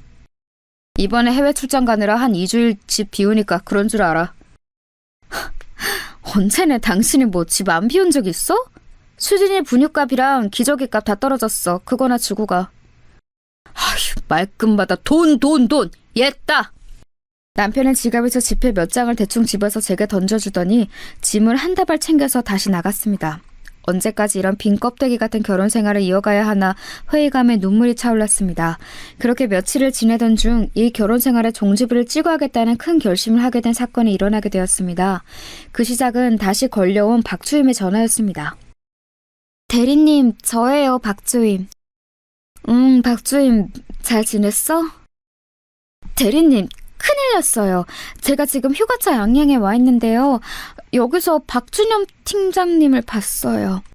저는 해외 출장을 간다고 거짓말을 하고 양양으로 놀러 갔다는 남편의 소식을 들었는데 이제는 별로 놀랍지도 않았습니다. 네, 그 인간 그럴 줄 알았다. 또 이미진 그년이랑 같이 있겠지? 네, 그런데 그게 좀 이상한 게요. 박 팀장님 아버지랑 우리 회장님이랑 박 팀장님 온 가족들이 다 같이 있어요. 아까 해변가에서 봤을 때는 그냥 닮은 사람이겠지 했는데 지금은 리조트 레스토랑에 다 같이 모여서 식사하고 있어요.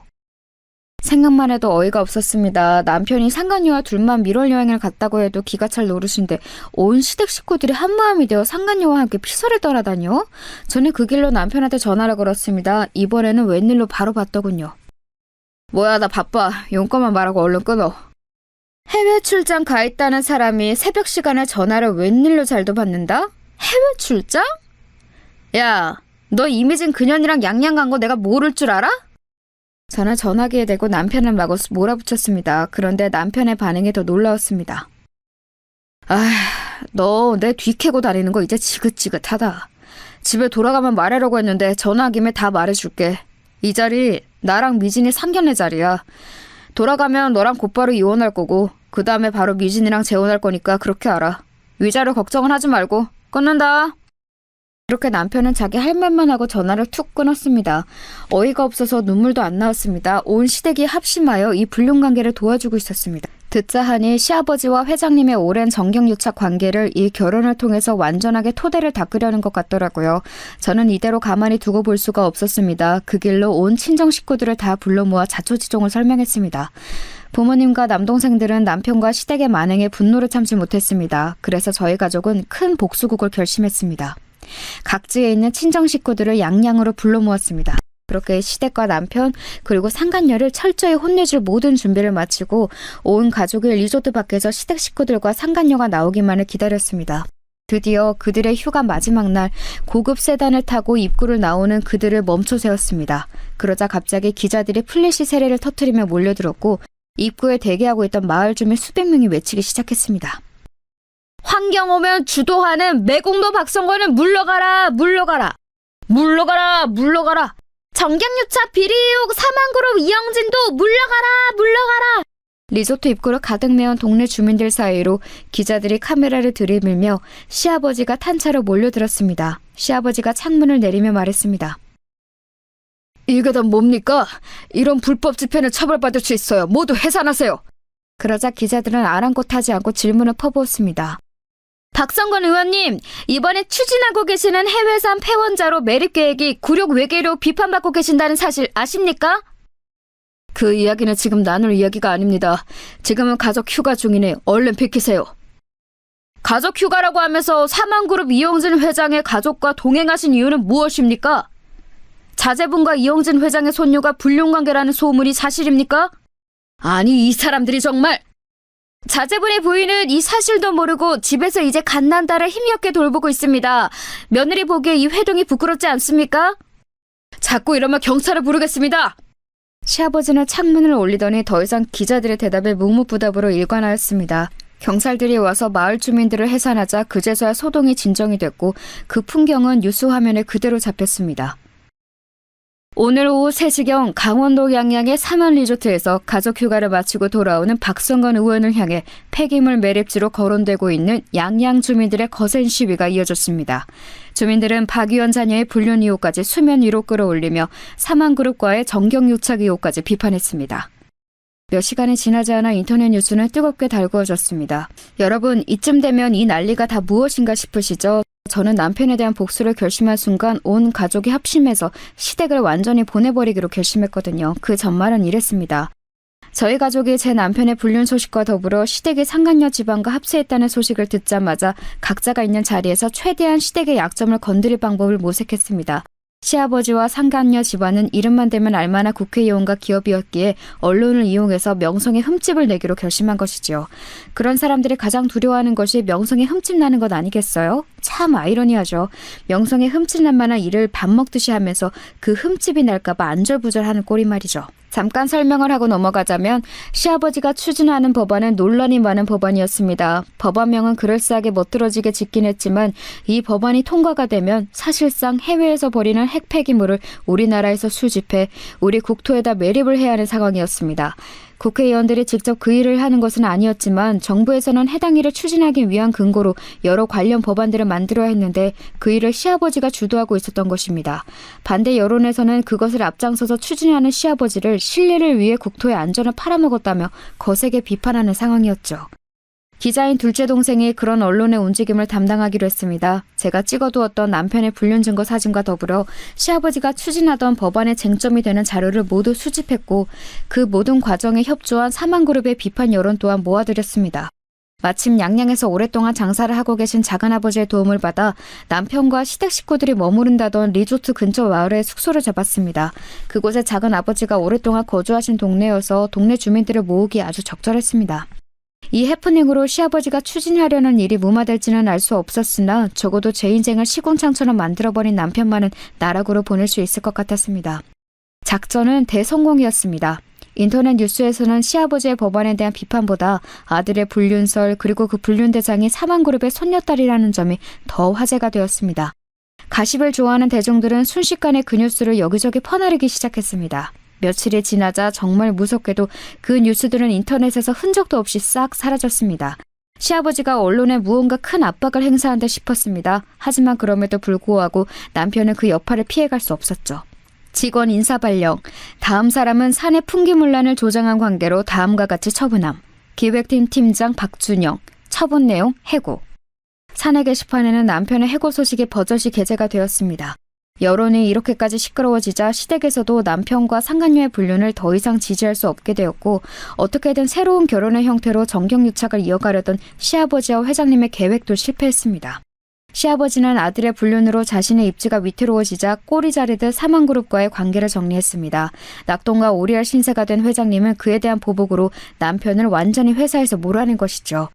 시아버지가 언론은 가까스로 잠재웠지만 남편에 대한 이야기는 업계에 소문이 파다하게 퍼져서 동정업계에서는 다시 발을 들일 수 없는 신세가 되었습니다. 저는 곧바로 이혼 절차를 진행했고 거액의 위자료도 받아낼 수 있었습니다. 남편은 그 위자료와 함께 매달 양육비를 제게 지급하기 위해 공장에서 일을 하고 있습니다. 마지막으로 어떻게든 아버지께 비벼보려고 다른 좋은 자리를 부탁드렸으나 이번만큼은 시아버지가 야멸차게 거절했다고 하네요. 안 그래도 그동안 자식을 낙하산으로 기업에 입사시킨 의혹 때문에 곤란했는데 이번 사건으로 명성에 흠집을 입은 상태에서 한 번 더 낙하산 인사를 청탁하면 자신의 정치 생명은 영원히 끝이라면서요.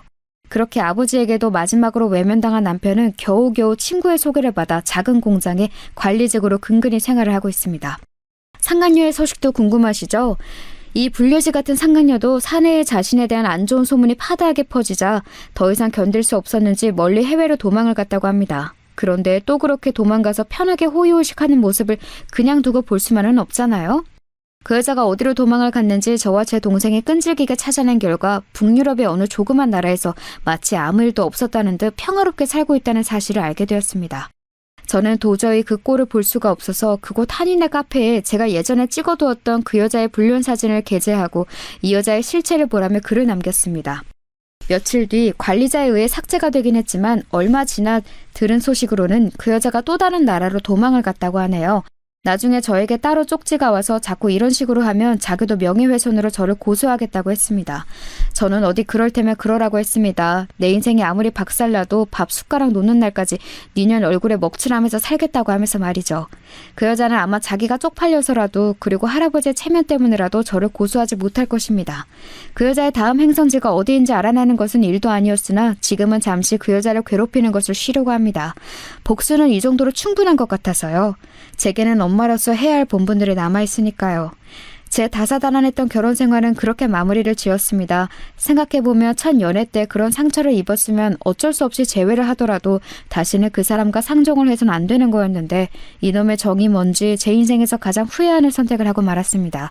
부디 제 딸만은 저 같은 이런 풍파를 겪지 않고 살아갈 수 있길 바랄 뿐입니다.